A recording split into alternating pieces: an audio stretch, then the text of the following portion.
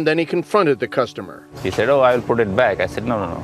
Put everything on the counter. I want to see what all things you have in your pocket." Not everyone who smiles at you is a good friend. These four are not friends, but enemies. Today I am going to share a beautiful story that being kind, showing love and gratitude can never go out of style.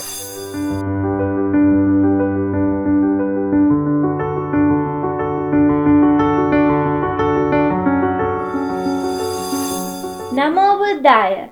You have now come to the World News and Buddha's Great Message session, where we read the news that happened around the world and what lessons we can learn from these news according to Supreme Buddha's teachings.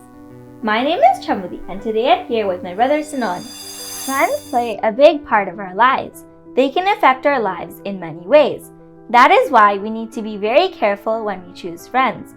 Not everyone who smiles at you is a good friend. Not everyone around you is a good friend. Therefore, not all friendships are beneficial. Some are toxic and stressful. A bad friend can be many things, but typically they can lead to mental and emotional fatigue or a lack of general well-being. Let's watch the news now. Dr. Gillian Tober, president of the Society for the Study of Addiction, said all addiction has to start with first use. It is usually for social reasons. Boyfriend, girlfriend, group of friends. It's usually not pleasant, but there is a social reward. The brain adapts to the drug, becomes tolerant to it, and demands more each time. Our great teacher told us that there are 4 types of enemies disguised as friends, so we need to stay away from them. What 4? 1. The taker, the friend who is all take. 2. The talker, the friend of empty words. 3. The flatterer, the friend full of compliments. 4. The evil helper, the friend who brings ruin. They accompany you in drinking, roaming around at night. These 4 are not friends, but enemies. The wise understand this and keep them at a distance, as they would a dangerous path. Namo Buddhaya. My name is Sanon. Today I am going to share a beautiful story that happened in the United States. Jitender Singh, a 7-Eleven store owner, was recently alerted by an employee that there was a shoplifter in the store. Singh, who was working in the back office at the time, watched a teenage thief on the store's security cameras as he introduced a few items like gum and candy into his pocket. Our final story begins with a robbery. It did not end the way you might think. Here's Dean Reynolds.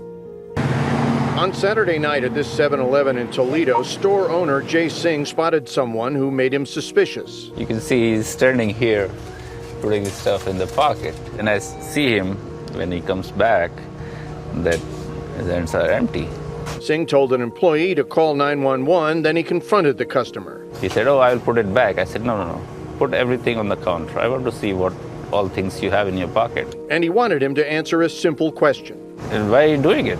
He said, "I'm hungry. I'm stealing it from myself and my younger brother." I said, "You need food? I'll give you food. That's not the problem." And so he did, filling a bag with food for free and waving off the 911 call. If the police had shown up, you could have pressed charges against him. Absolutely. Why didn't you? There's no point in doing that because he's a young kid. That will go on his records that he was a thief. He cannot do anything in his life. He will not get a good job. He will not. This is not going to solve his hunger problem. Across the counter, Cedric Bishop was a witness. I just thought it was, real amazing. So you went home and did what?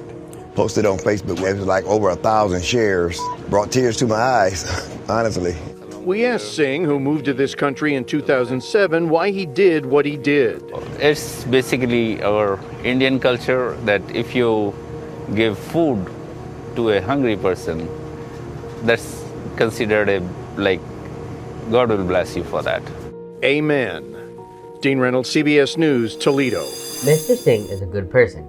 Rather than seeing the teen punished for attempting to feed himself, he decided to show him some compassion.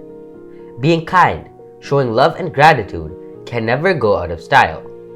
A few words of kindness can touch people's hearts and can be life-changing for adults and kids. Therefore, my Dhamma friends, never miss a chance to be kind and shower warmth and love to everyone. We will see you all next week. Teruvan Saranai Namo Buddhaya.